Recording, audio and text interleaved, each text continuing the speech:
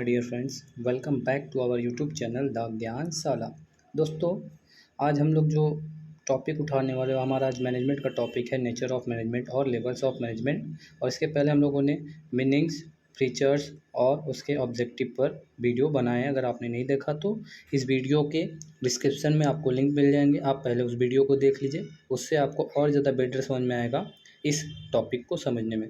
तो आज का हमारा टॉपिक है नेचर और लेवल्स ऑफ मैनेजमेंट। तो चलिए स्टार्ट करते हैं। फर्स्टली हमारा बोल रहा है nature of management. Nature of management होता क्या है? नेचर ऑफ मैनेजमेंट होता क्या है? नेचर ऑफ मैनेजमेंट में फर्स्टली आपका आया है management is an art. Management क्या है? एक आर्ट है। आर्ट कैसे है भाई? देखो, आर्ट का मतलब क्या होता है? Art refers to skilful and personal application of existing knowledge acquired through study. Arts क्या है? एक तरीके का स्किल है, एक पर्सनल एप्लीकेशन होता है जो हम सीखते हैं कैसे? By knowledge acquired through study, यानी किसी स्टडी को, किसी नॉलेज को स्टडी करके, ठीक है। एंड ऑब्जर्वेशन एंड एक्सपीरियंस, और उन चीज़ों को देखकर और उनसे एक्सपीरियंस लेकर, ठीक है। अब सर ये मतलब क्या हुआ? देखो, सिंपली वर्ड में अगर समझा जाए तो आर्ट्स क्या है? एक तरीके का प्रॉपर स्किल होता है जो तो हम या तो स्टडी के थ्रू सीखते हैं, या किसी चीज़ को हम देखकर सीखते हैं, या हम कुछ उस पर एक्सपेरिमेंट या कुछ एक्सपीरियंस बेस से हम लोग क्लियर कर सकते हैं, ठीक है। इसको और अच्छे से समझने के लिए आगे हम लोग पढ़ते हैं। आगे हमारा बोल रहा है existence of theoretical knowledge. Arts क्या है? आर्ट्स एक तरीके का थ्योरेटिकल नॉलेज चाहिए, यानी किसी भी चीज़ को हमें, किसी भी आर्ट्स को सीखने के लिए पहले उसके हमें थ्योरेटिकल नॉलेज को जानना जरूरी है। तो ये क्या होता है? In every art systematic and organised study material is available, acquire theoretical knowledge and expert in the respective fields, apply this principle and respective at forms। देखो, इसका मतलब क्या हुआ?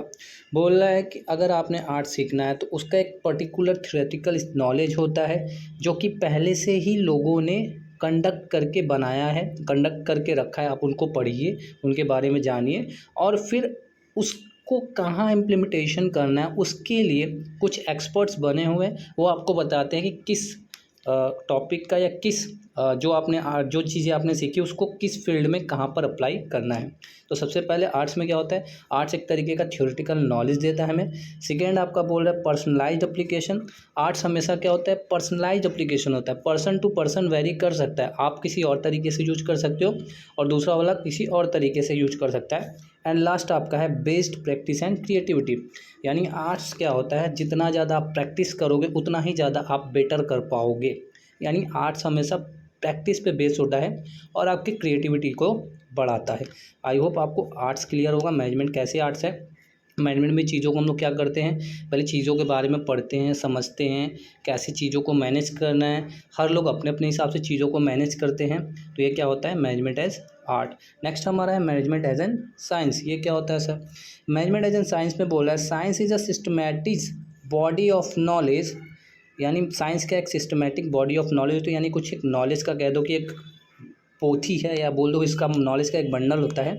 Is based on journal truth, यानी इसका जो knowledge होता है वो जर्नल ट्रूथ पे डिपेंडेड होता है। यानी ये पहले जो था आज भी वही है, यानी ये एक तरीके का एक्सपेरिमेंट बेस्ड है। ये चीज़ें टेस्टेड होती हैं। देखिए आगे लिखा भी है, आगे लिखा हुआ है आपका which can be tested anywhere any time, ठीक है। Feature science are as follow, यानी साइंस एक तरीके का सिस्टमैटिक नॉलेज होता है जो जर्नल ट्रूथ बताता है कि ये चीज़ें करेंगे तो आपको ये रिजल्ट मिलेगा, जो कि वो टेस्टेड बेस्ड होता है, ठीक है।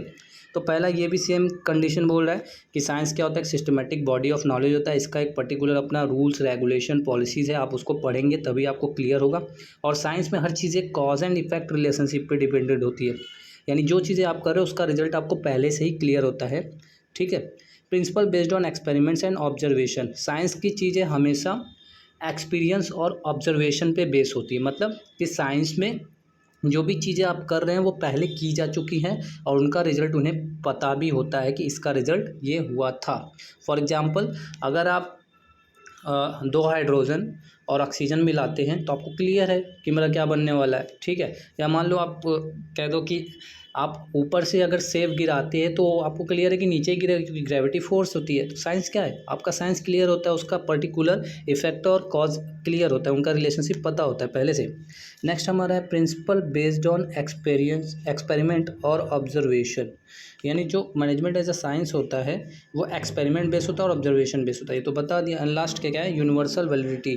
ऐसा नहीं कि आपके यहाँ अलग चीज़ें हैं और दूसरे कंट्री में अलग चीज़ें, ऐसा नहीं कि यहाँ पर सेब गिराने से नीचे गिरता है और अफ्रीका में जाओगे सेब गिराओगे तो वो ऊपर ही रह जाएगा, नहीं, वहाँ भी चीज़ें वही हैं। यानी साइंस क्या है, यूनिवर्सली अप्लीकेबल होता है। ठीक है, आई होप आपको मैनेजमेंट के दो नेचर समझ में आया। पहला नेचर मैनेजमेंट एंड आर्ट था और दूसरा है management as an science. Next हमारा क्या है, management as a profession. Profession मतलब क्या होता है, यानी बोल रहा है profession means an occupation for which specialised knowledge. अभी तक हम लोग क्या बात कर रहे थे, हम लोग एक सिस्टमैटिक बॉडी ऑफ नॉलेज की बात कर रहे थे।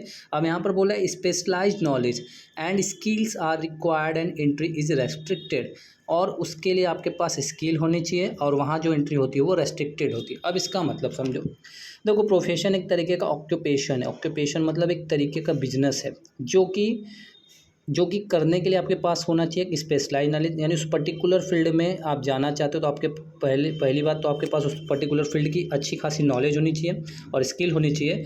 और अगर आपके पास ये चीज़ें नहीं है तो आप वहाँ पर रेस्ट्रिक्टेड कर दिए जाते हो। ठीक, फॉर एग्जांपल लॉयर का क्या होता है कि स्पेसिफाइड नॉलेज होता है, उनका स्किल होता है, और जो लॉयर नहीं होता है उनके लिए वहाँ पर जाना मुश्किल हो जाता है।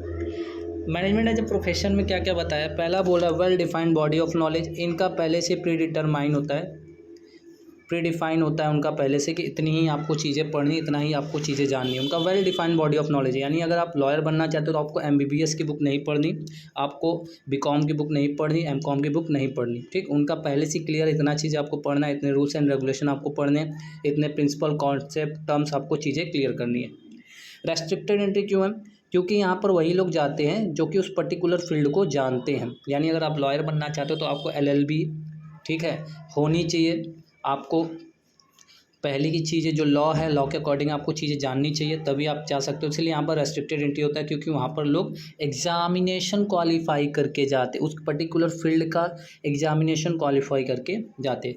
इनका एक अपना प्रोफेशनल एसोसिएशन होता है, यानी अगर आप भैया किसी भी कह दो कि प्रोफेशन में जाना चाहते हो तो आपको एक एसोसिएशन से जुड़ना पड़ेगा। जैसे आप डॉक्टर बनना चाहते हो तो डॉक्टर के लिए आपको डॉक्टर बनने के बाद आपको एसोसिएशन में जुड़ना पड़ता है, कुछ टाइम आपको ट्रेनिंग लेनी पड़ती है, फिर आप एक एज अ प्रोफेशन वर्क कर सकते हैं। इथिकल कोड ऑफ कंडक्ट का मतलब होता है कि उसके कुछ अपने कोड ऑफ कंडक्ट होते हैं, यानी कुछ उनका डायरेक्शन होता है, कुछ गाइडलाइंस होती है। फॉर एग्जाम्पल अगर आप डॉक्टर हैं तो आपको वाइट सूट पहन के जाना है, सूट मतलब कि कोट, ठीक है, वाइट कोट्स पहन के जाना है। ठीक है, आपके पास आला जिसको बोलते हैं, अभी इंग्लिश का वर्डिंग याद नहीं हो रहा, आला मतलब जो कान में लगाते हैं वो चेक करते हैं, वो होना चाहिए। ठीक है, प्रॉपर आपके ड्रेस वेल मेंटेन होने चाहिए, ऐसा नहीं कि कभी वाइट कोट में जा रहे हो फिर फॉर्मल चले जा रहे हो, ऐसा नहीं होना चाहिए। इथिकल कोड ऑफ कंडक्ट होता है। लास्ट तुम्हारा क्या, सर्विस मोटिव, यानी अगर आप एज अ प्रोफेशन में जाते तो आपका सर्विस मोटिव होना चाहिए, आपका प्रॉफिट मोटिव नहीं होना चाहिए। तो सर इसका मैनेजमेंट से क्या लेना देना, तो देखो मैनेजमेंट भी एक तरीके का प्रोफेशन होता है। अगर आप मैनेजमेंट कर रहे हैं यानी आप उस चीज़ों के स्पेशलाइज्ड हैं, यानी आपको उस पर्टिकुलर फील्ड में चीज़ें पता हैं, कैसे क्या करना है, कब क्या चीज़ें अप्लाई करनी है। इसका भी अपना क्या है, प्रॉपर गाइडलाइंस होता है। ठीक है, रेस्ट्रिक्टेड एंट्री होती है, यानी अगर आप मैनेजमेंट नहीं जानते तो आप उस फील्ड में नहीं जा सकते। और इसका मेन मोटिव क्या होता है, सर्विस मोटिव। तो आई होप आपको आज के कॉन्सेप्ट समझ में आए होंगे जो हमारा नेचर ऑफ मैनेजमेंट है। अगर आप हमारे वीडियो पसंद आ रहा है तो आप हमारे चैनल को लाइक करिए, सब्सक्राइब करिए। अगर आपको कोई भी डाउट्स है तो आप हमें कमेंट सेक्शन में कमेंट करके पूछ सकते हैं। अगर आपको और भी चीज़ें, नई वीडियो चाहिए किसी भी टॉपिक पे तो आप हमें कमेंट सेक्शन में बता सकते हैं। Thank you very much.